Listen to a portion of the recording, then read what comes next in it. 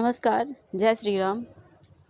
मैं दिव्यांजलि वर्मा श्री राम साहित्य सेवा संस्थान मंच की संस्थापिका, अयोध्या उत्तर प्रदेश से एक मुलाकात एहसासों के साथ कार्यक्रम में आज फिर से हाजिर हूँ। आज हमारे साथ एक ऐसी भारतीय महिला उपस्थित है कि वो लेखिका भी है, वो गृहिणी भी है, वो सर उठा के चलना भी जानती है, वो सर पर आंचल रख के सम्मान भी करती है। वो एक भारतीय नारी है जो एक अच्छी साहित्यकार होने के साथ साथ एक संस्कारी बहू भी है। भारतीय संस्कार और भारतीय संस्कृति केवल उसकी बातों से ही नहीं बल्कि उनके व्यवहार विचार से भी झलकते हैं। वो अपने पति का अभिमान है, अपने घर का सम्मान है। उनके जैसी महिला सनातन संस्कृति और भारत देश की आन बान शान है। सही सुना आपने। जो भारतीय महिलाएं हैं जिनकी मैं बात कर रही हूँ, इनका नाम है रेखा खींची जी। हमारे साक्षात्कार में आज हमारे साथ रेखा खींची जी जुड़ी हैं। नमस्कार रेखा जी, आपका स्वागत है। हमारे साथ हमारे मंच की बहुत अच्छी साहित्यकार रेखा खींची जी जुड़ी हैं और ये जो है बहुत सारे साहित्यिक मंच में एक्टिव रहती हैं। बहुत अच्छी अच्छी कविताएं, कहानियां और शायरी वगैरह लिखती रहती हैं। रेखा जी, आपका बहुत बहुत स्वागत है। Thank you ma'am. जय श्री राम मैम। रेखा जी, आप अपने बारे में बताइए कुछ। मेरा नाम रेखा खींची है। मैं भी लिखती रहती हूँ। मैंने नारी तू नारायणी से और आपने मुझे श्री राम के चरणों तक पहुँचा दिया कि राम जी के बारे में मुझे लिखने का मौका मिला। ये सब मोदी जी की वजह से ही है। मोदी जी ने ही हम लोग को इतना बड़ा अवसर दिया। आप लेखन के क्षेत्र में कैसे आई? शुरुआत मेरी 2 लाइन से, मतलब मैं मेरी डायरी में लिखती थी। डायरी में लिखते लिखते लिखते फिर बाद में सोशल मीडिया का थोड़ा नॉलेज हुआ। वो मेरे हस्बैंड ने मुझे बताया तो अगर इतना अच्छा लग रही है तो मैं तुझे सोशल मीडिया के बारे में सिखाता हूँ। इस तरह आगे बढ़ती गई। आप जैसे अच्छे साहित्यकार मिले फिर मुझे, जो और आगे लेके चलते गए। फिर मैं किताबों में आई, रचनाओं में आई। मैं चाहती हूँ आप आगे भी ऐसे ही जो है अपना साहित्यिक सफर पूरा करती रहें और आगे बढ़ती जाएं। आजकल ये सोशल मीडिया का बहुत ज्यादा ही प्रचलन हो गया है। आप देखिए, डायरी वगैरह में लिखने से कोई इतना पढ़ता नहीं, लेकिन सोशल मीडिया पे जो हम पोस्ट करते हैं वो बहुत जल्दी लोगों तक पहुंच जाता है। ये इन्होंने पढ़ा तो मुझे यहाँ तक ले आए। ये हस्बैंड बहुत अच्छे, बहुत सपोर्टिव हैं जो आपका इतना साथ दे रहे हैं। फैमिली भी बहुत सपोर्टिव है। कोई ऐसे पीछे खींचने वाले कोई नहीं, सब आगे बढ़ाने वाले ही है। सास ससुर हो, कोई ऐसे ऐसे पीछे खींचने वालों में कोई नहीं है, सब आगे बढ़ाने वाले हैं। बहुत लकी हैं आप जो आपको इतने अच्छे लोग मिले हैं। लेखन के अलावा आपकी और क्या क्या रुचि है? डांस करना, घूमना फिरना, माँ के साथ खाना बनाना। जब से खुद को जाना है तब से और भी ऐसा लगता है कि अपने मेरे अंदर और भी टैलेंट है जिसको मैं निखार सकती हूँ। ससुराल में आपके जो लोग हैं वो लोग बहुत ज्यादा सपोर्टिव हैं। साहित्य के साथ साथ आपको बाकी चीजों में भी बहुत अच्छा सपोर्ट कर रहे हैं। बहुत खुशी हुई आपके बारे में जान के और आपकी फैमिली के बारे में जान के। आपके फेवरेट लेखक कौन से हैं? हरिवंश राय बच्चन जी। में रुकना नहीं चाहिए, क्यों रुकना है, लहरों की तरफ बहना है। अपने आप से यही तो कहना है, बढ़ते जाओ। रुक जाने का मतलब है कि फिर आदमी कुछ कर नहीं पाता। नदी अगर कहीं रुक जाती है तो फिर उसमें कीड़े पड़ने लगते हैं या फिर वो गंदी होने लगती है, और जो बहती धाराएं होती हैं वो साफ होती है। उसी तरह हमें भी बढ़ते रहना चाहिए। आपकी फेवरेट बुक? पढ़ना, कविताओं को पढ़ना ही मेरी फेवरेट है। मेरे बच्चों की बुक भी पढ़ती हूँ, उसमें भी कुछ न कुछ सीखने मिलता है। कि बुक पढ़ के मैंने एक कविता लिखी थी। मैं आपको बताऊं मेरी कविता क्या थी?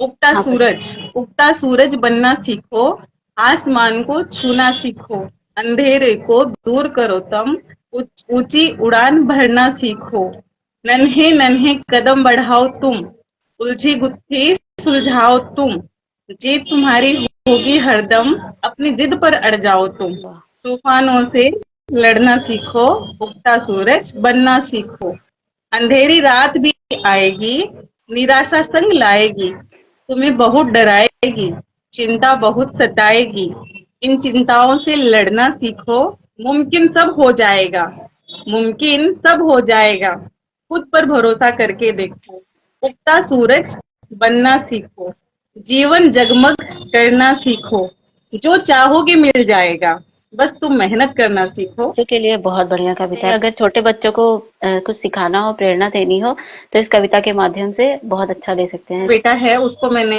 लिख के दिया, फिर मैंने बोला तू ये पढ़ा कर। बिल्कुल, उसको भी अच्छा लगा। तो बच्चे छोटे होते हैं तो उनको जो सिखाओ फिर वो बड़े होके वो चीजें याद करते हैं। कि हम लोग का पर्सनल एक्सपीरियंस है तो यही होता है ना, बचपन की चीजें याद रहती हैं। कुसुम लता जी कह रही हैं बहुत ही खूब भाभी सा, आपकी ननद है और कितना सपोर्ट, वो मुझे लाइव सुन रहे हैं। बहुत अच्छी फैमिली है, आपकी सपोर्ट मिल रहा है। मैं चाहूंगी कि आप जो है फ्यूचर में एक अच्छी, बहुत बड़ी और अच्छी साहित्यकार बने। हमारे मंच के माध्यम से तो लोग आपको जाने ही, और बाकी तो आपकी फैमिली सपोर्ट कर ही रही है आपकी। जो है, एक लेखक के लिए पुस्तक पढ़ना कितना जरूरी होता है?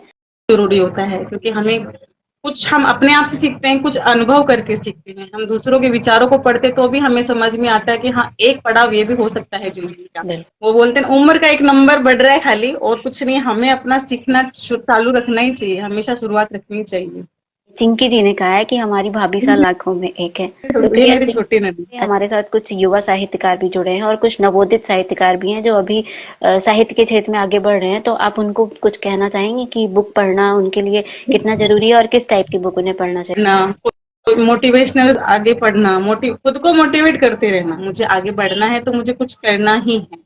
बहाने तो बहुत मिलते हैं जिंदगी में। आपने जो अभी ये बात बोली ना, मेहनत करो और आगे बढ़ो, तो मैं छोटे बच्चों को पढ़ाती हूँ। जब वो मुझे बोलते हैं कि मैम ये वाला बहुत कठिन है, ये मुझसे नहीं होगा, मैं बोलती हूँ बस यही वाला तो करना ही है। जो सरल है वो तो इंसान कर ही लेता है, वो जो कठिन होता है वही करना जरूरी होता है। जो मन मना करता है ना, वही हमें हाँ करना होता है। मैं मेरी तारीफ खुद ही कर रही हूँ अपने मामले में। उर्मी उर्मी जी ने लिखा है, क्योंकि गॉड ने मुझे बहुत अच्छी मामी सा दी है, तो प्यारी तो होगी ना।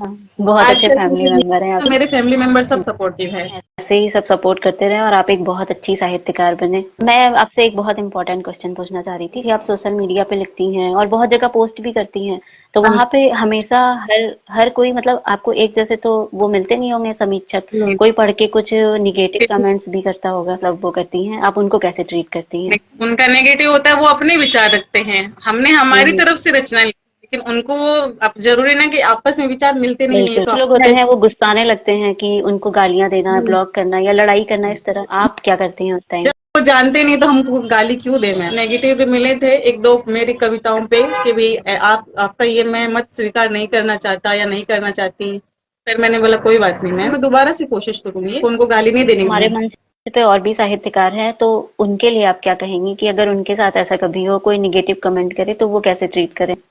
हमें नेगेटिव पे ध्यान ही नहीं देना है ना। पीछे खींचने वाले हजारों मिलते हैं, लेकिन उन हजारों में एक दो जन ऐसे होते हैं जो हमें आगे भी बढ़ाते हैं, जैसे आप। कहीं पोस्ट करती हूँ और मैंने देखा भी है, दूसरों की कविताएं भी मैं पढ़ती हूँ, तो कुछ लोग जो है अपना वैचारिक मतभेद दिखाते हैं पर्सनल मैसेज करके या फोन करके कि भाई आप ऐसे क्यों बोल रहे, वैसे क्यों बोल रहे। लोगों में ये जागरूकता हो कि भाई देखो, अगर कोई निगेटिव कमेंट कर रहा है, कुछ कर रहा है, तो ध्यान ही नहीं देना चाहिए। हाँ, आप पॉजिटिव पे ध्यान दो और आगे बढ़ो। कि तुमको क्या करना है लिख के, क्या मिलने वाला है, क्या होने वाला है, क्यों नहीं। मैं किसी के लिए नहीं लिख रही हूँ, मैं अपने आप के लिए लिख रही हूँ। मैं किसी के लिए नहीं, मैं अपने आप के लिए आगे बढ़ती हूँ। सर कह रहे हैं, कौन कहता है कि लड़के रोते नहीं, बहुत सुंदर रचना है, यदि सुना सके। कि कौन कहता है कि लड़के रोते नहीं, अपनी आंखें भिगोते नहीं। उनको बचपन से ही मजबूत बनना पड़ता है। उनका तो हर एक पल उनसे खुद लड़ता है। समझौता मानो या मानो जिम्मेदारी, इन लड़कों ने कभी हिम्मत नहीं हारी। अपने सपनों को परिरख कर ये अपने घर परिवार से दूर हो जाते हैं। ये अपनी इच्छाओं को दिल में दबाकर सबकी इच्छाओं के सपने सजाते हैं। कौन कहता है कि ये लड़के थकते नहीं, कान तो इन्हें भी होते हैं, बस अपनी तकलीफ किसी से कहते नहीं। कि आखिर क्यों मर्द बेचारे नहीं होते। बेचारी है महिला, बात बात पर आंखें भर आती है। बड़ी जालिम है ये दुनिया, न जाने इसको कितना सताती है। मर्द को तो दर्द होता नहीं, तभी तो किसी के सामने रोता नहीं। औरतें कर लेती है समझौता हालातों से, अगर मर्द से समझौता होता नहीं। घर का वारिस है ये बताया जाता है, लेकिन एक उम्र आती है उसकी घर से बाहर जाने की, दिन दौड़ धूप कमाने। वो भूल जाता है कभी कभी खाना भी खाना, क्योंकि उसको तो परिवार के लिए ढेर सारा है कमाना। दर्द तो मर्द को भी होता है जो संभालता है सबको, इसलिए मर्द बेचारे नहीं होते और इसलिए लड़के नहीं रोते। वाह, बहुत बढ़िया, एकदम सही लिखा है। जैसे लड़कियां, आजकल की जो लड़कियां हैं, सशक्त होने के चक्कर में कहती है ना कि लड़कों के ऊपर कोई जिम्मेदारी नहीं है, उन्हें कोई काम नहीं कहा जाता, उन्हें कुछ करना नहीं। ऐसा नहीं है, उनके ऊपर भी प्रेशर होता है बहुत कि उनको मतलब जॉब करना ही करना है। जैसे लड़कियों पे एक होता है कि आपको खाना बनाना ही है, शादी के बाद ये करना है, तो वैसे लड़कों पे भी होता है कि आपको जॉब ढूंढनी है और घर की जिम्मेदारी आपको निभानी है। निभाने के लिए तैयारी करने बाहर जाते हैं, तो वो क्या करते हैं, सारा काम खुद ही तो करते हैं। कितना देखिए, हाउस वाइफ के लिए एक छोटा सा शब्द है अंग्रेजी में, हाउस वाइफ यानी कि गृहिणी। क्या कोई बता सकता है कि शादी के बाद एक लड़की को हाउस वाइफ का नाम क्यों दिया जाता है?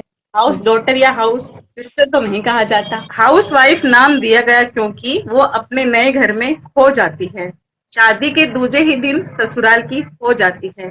इतनी रच बस जाती है वो अपने कामों में कि बाहर की दुनियादारी से अनजान हो जाती है। वो निर्भर कर लेती है खुद को किसी और पर कि बाहर की दुनिया तो उनके साथ ही देखनी है। अगर गए तो ठीक, वरना अपनी गृहस्थी ही सही रखती है। छोटे से घर का गूगल बन जाती है वो।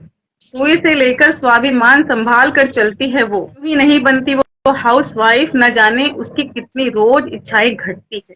बेटी बहन का सफर इतना मुश्किल नहीं होता, तभी तो उनको कुछ नाम दिया नहीं जाता।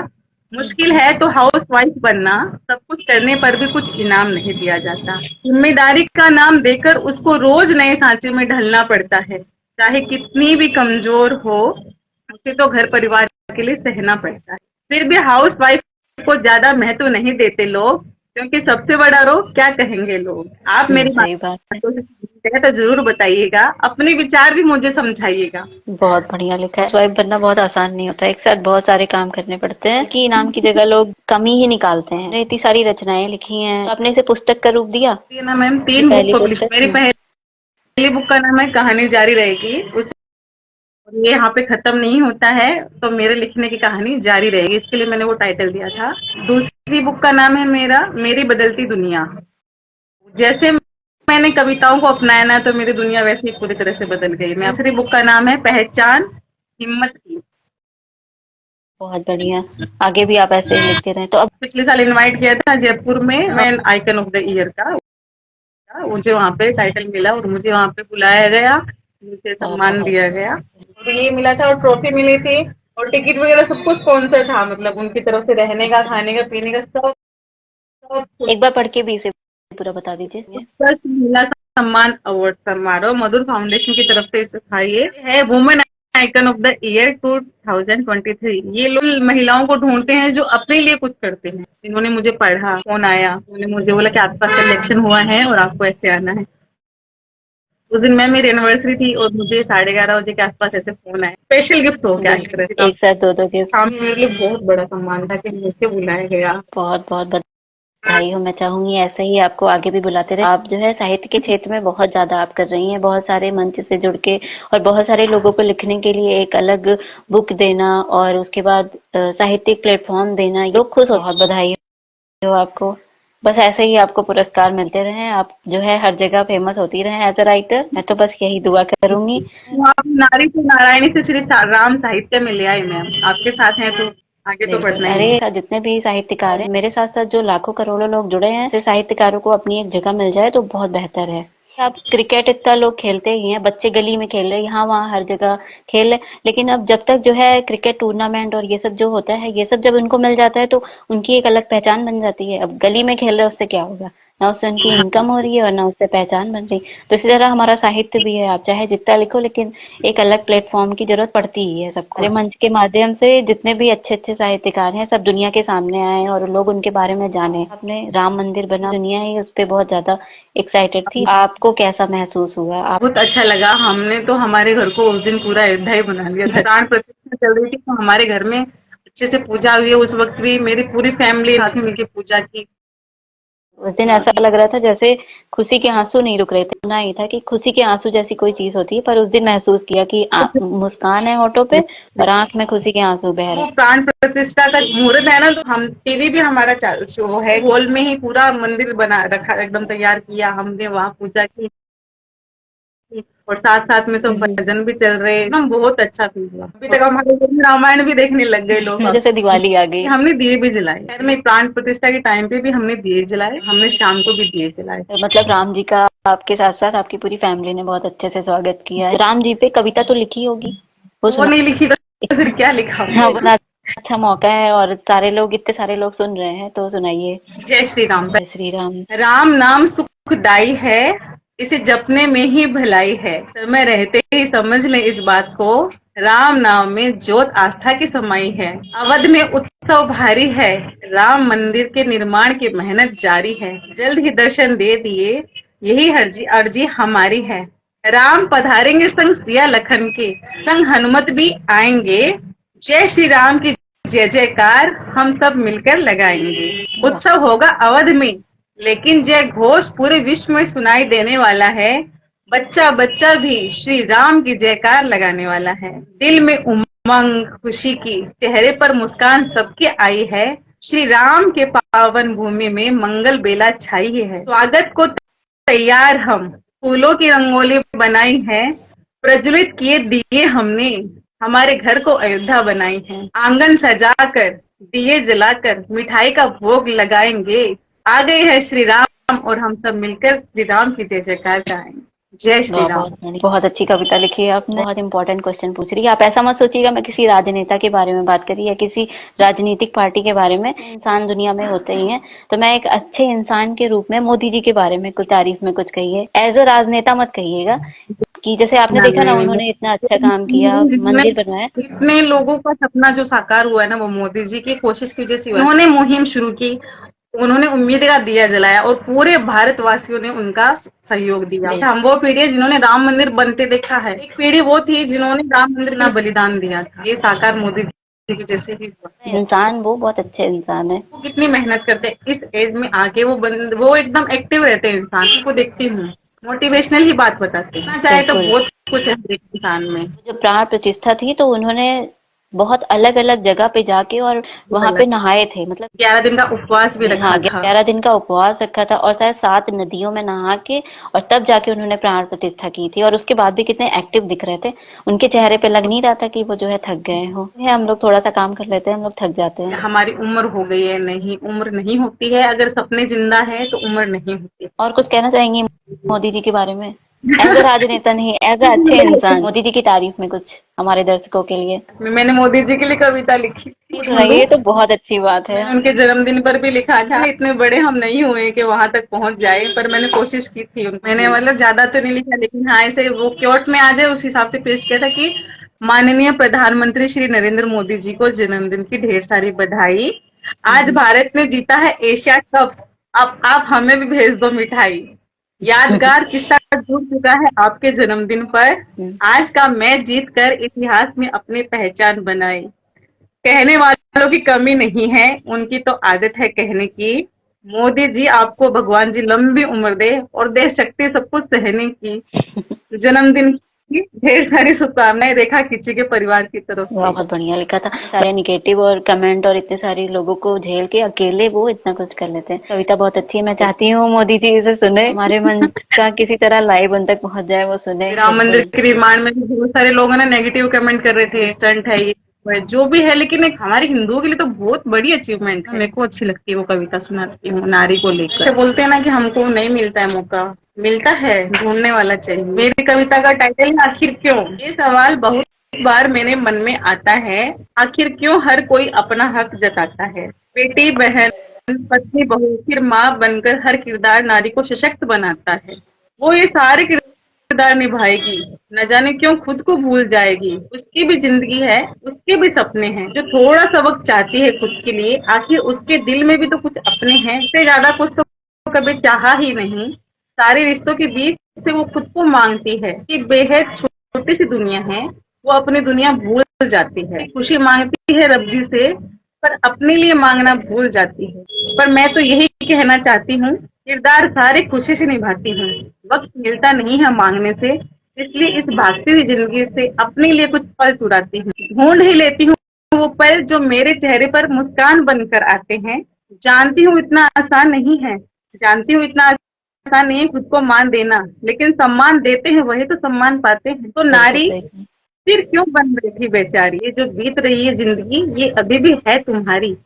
वक्त मिलेगा नहीं, इसको तुम खुद के लिए लेकर आओ। सबके साथ साथ खुद की खुशी का भी नाम लेकर आओ। बहुत अच्छी कविता लिखी आपने नारी पे। सही को जो है खुद ही आगे बढ़ के और सब कुछ करना पड़ेगा। हाँ। बहुत सारी महिलाएं जो है सिर्फ कहती ही हैं कि मुझे ये करने नहीं मिला, मुझे वो करने नहीं मिला। ये सब कहने से अच्छा आप खुद ही कुछ करो। आपकी कुछ साहित्यिक उपलब्धियों के बारे में हमें बताइए जो अब तक मिल चुकी हैं आपको। जैसे मैं मेरी बुक के लिए मिलता है सर्टिफिकेट, बहुत सारे हैं। दैनिक भास्कर की तरफ से वो जो मेरा सबसे बेस्ट वही था मैम अभी तक का। वहाँ मैं गई जयपुर में, वुमेन ऑफ द आइकन का मुझे सबके सामने, वो मुझे बहुत बेस्ट लगा। मैंने सोचा नहीं था कि मैं दैनिक भास्कर की न्यूज़पेपर में आ सकती हूँ। बहुत अच्छा साहित्य के क्षेत्र में बहुत अच्छा आप कोशिश कर रही हैं और हिंदी साहित्य को बढ़ावा दे रही हैं, तो इसलिए तो आप तो इसके हकदार हैं ही।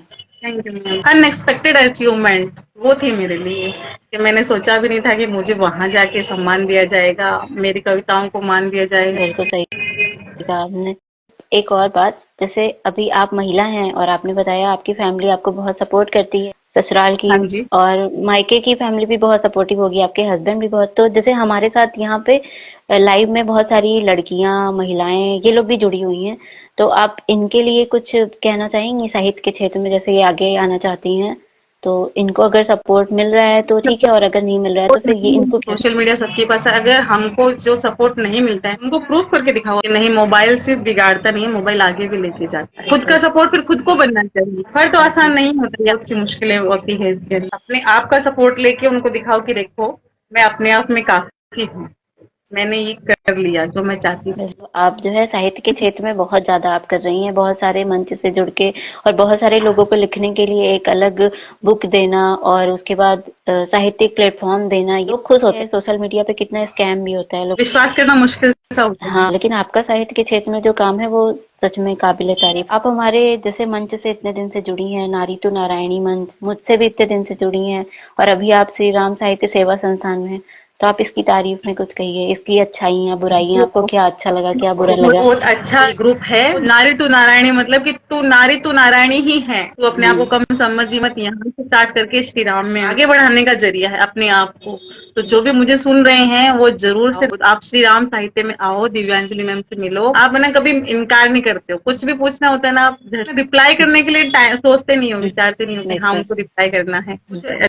डाउट रहता है मन में तो आपको पूछती हूँ, तो आप कभी ऐसे इनकार नहीं सुना है, वो चीज बहुत अच्छी लगती है। वरना कोई सोचता है ना कि रात को मैसेज कर रहा है, क्यों कर रहा है, वो आपका नहीं है मैम।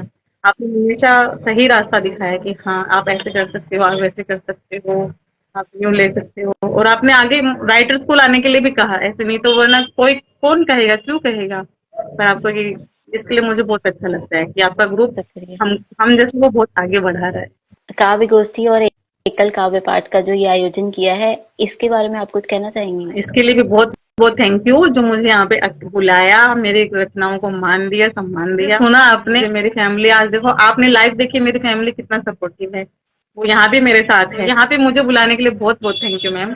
का हमेशा स्वागत है। कार्यक्रम खत्म करने से पहले हम आपकी एक दो कविता और सुन लें। जरूर जरूर जरूर मैम, थैंक यू। इसका टाइटल है दोस्ती अपनेपन का एहसास। दोस्ती वो आसमान है जहाँ बस अपनेपन की पहचान है। साथ देती है दोस्ती हर पल, दोस्ती तो एक दूसरे की जान है। ना नजरें झुकाती है दोस्ती, ना कोई सबूत मांगती है दोस्ती, कोई भी तकलीफ हो तो सीने से लगाती है दोस्ती।